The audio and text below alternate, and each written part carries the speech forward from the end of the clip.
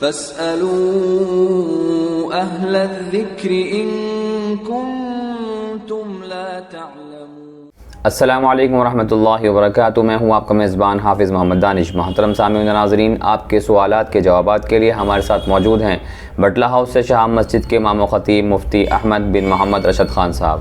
جی مفتی صاحب، ایک صاحب سوال کرتے ہیں، خواتین کے لیے نقلی ناخن لگانا کیسا ہے؟ بسم اللہ الرحمن الرحیم، الحمدللہ وحدہ والصلاة والسلام علی من لا نبی بعدہ، اما بعد۔ عام حالات میں خواتین کے لیے الگ سے نقلی ناخن لگانا یہ ناجائز ہے اور تغییر بخلق اللہ میں شامل ہے، یعنی اللہ تبارک و تعالی نے انسان کو جیسا جسم بنایا ہے، فطری طور پر جو بدن موجود ہے اس میں تبدیلی کرنا ہے۔ لیکن اگر کوئی خاتون محض اپنے شوہر کے لیے خوبصورت تزئین اور آرائش کے لیے نقلی ناخن لگا لے تو اس کی گنجائش ہے، بشرطے کہ دوسروں کو دکھاوا مقصود نہ ہو۔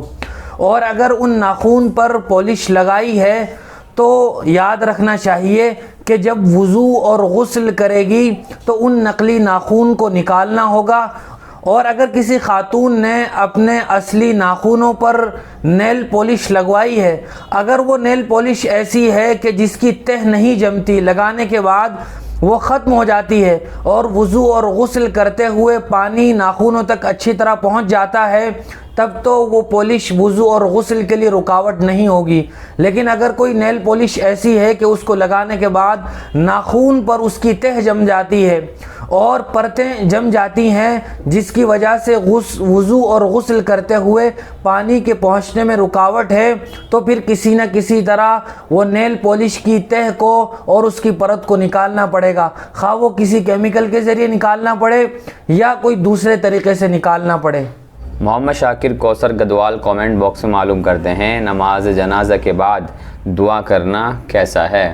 یاد رکھنا چاہیے کہ نماز جنازہ خود یہ دعا ہی ہے، اسی لیے جب ہم نماز جنازہ پڑھتے ہیں تو تیسری تکبیر کے بعد میت کے لیے دعا کرتے ہیں، اللہم اغفر لحینا و میتنا و شاہدنا، یہ مستقل دعا ہے۔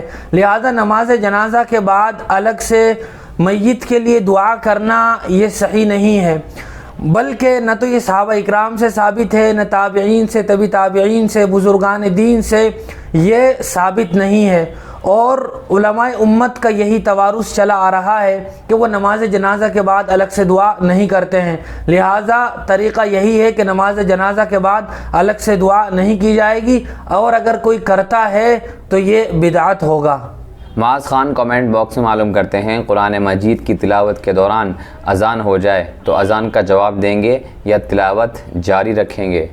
جی ہاں، اگر کوئی آدمی پہلے سے تلاوت کر رہا ہو اور درمیان میں اذان ہو جائے تو اس کے لیے دونوں اختیار ہے، چاہے تو وہ اپنی تلاوت کو جاری رکھے اور چاہے تلاوت بند کر کے اذان کا جواب دے۔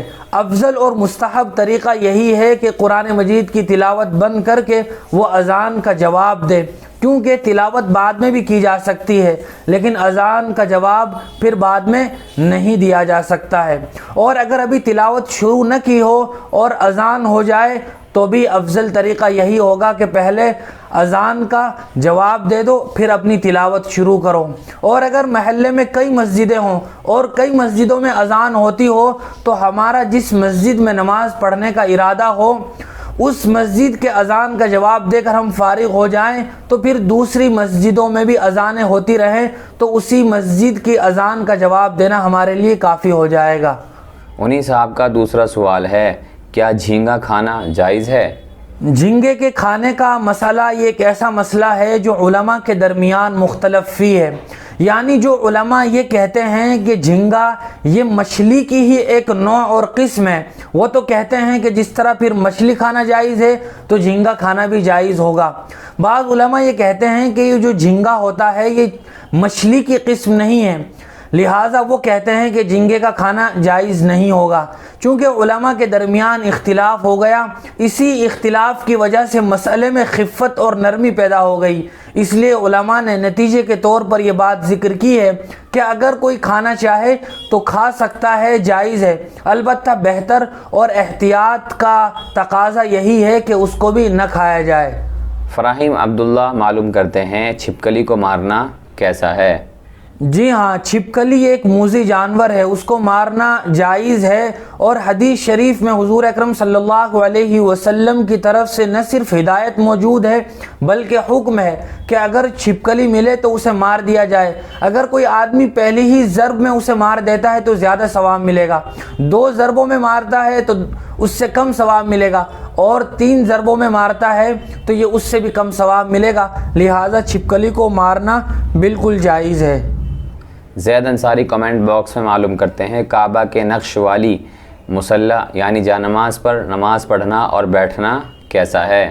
بہتر اور افضل طریقہ تو یہی ہے کہ ہم جس مصلی پر نماز پڑھیں اس پر کسی قسم کا نقش و نگار نہ ہو، کعبۃ اللہ کی یا مدینۃ المنورہ کی کوئی تصویر اور اس کا نقشہ موجود نہ ہو، لیکن اگر کوئی نقش موجود بھی ہے تو وہ ہمارے پاؤں کے نیچے نہ آتا ہو بلکہ سجدے کی جگہ پر ہو اور ہم اس پر نہ بیٹھیں، یہی ادب کا اعلیٰ درجہ ہے۔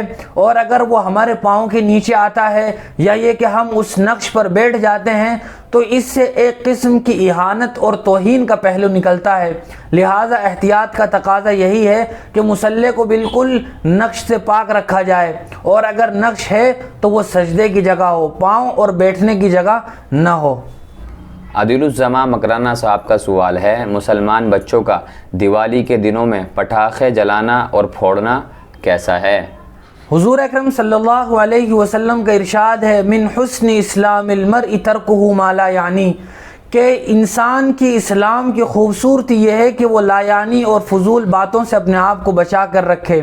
پٹاخے پھوڑنا اور اسی طرح آتش بازی کرنا یہ بالکل لہو و لعب والا عمل ہے، فضول عمل ہے، جس میں صرف اور صرف وقت کا ضیاع اور پیسوں کو برباد کرنا ہے، لہذا مسلمان کے لیے یہ عمل درست نہیں ہے۔ اور بطور خاص دیوالی اور ہولی کے موقع پر تو غیروں کے ساتھ مشابہت کی وجہ سے بدرجہ اولا ناجائز ہے، لہذا اس فضول عمل سے پرہیز کرنا چاہیے۔ محترم سامعین و ناظرین، گزشتہ روز جو سوال آپ سے پوچھا گیا تھا کہ مکہ مکرمہ میں سب سے پہلے اسلامی مرکز کون سا تھا، تو اس کا جواب ہے دار ارقم۔ جنہوں نے صحیح جواب دیے ہیں ان کے نام آپ کے سامنے پیش ہیں۔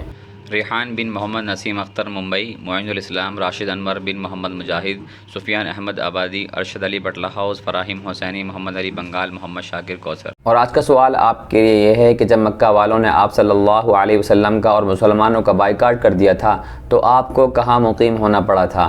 جواب ہمارے کمنٹ باکس میں دیں، صحیح جواب دینے والوں کے نام آئندہ ویڈیو میں بتائے جائیں گے۔ اسی طرح کی مزید مسائل کی جانکاری کے لیے آپ اپنا سوال ہمارے کمنٹ باکس میں لکھیں۔ ہمارے دار ارقم یوٹیوب چینل کو سبسکرائب کریں، ویڈیو کی نوٹیفیکیشن کے لیے بیل آئیکن کو دبائیں، ویڈیو کو لائک کریں، صدقہ جاریہ کی نیت سے ویڈیو کو شیئر بھی کریں، اور اسی طرح اپنے سوال و جواب ہم تک پہنچاتے رہیں۔ جزاک اللہ۔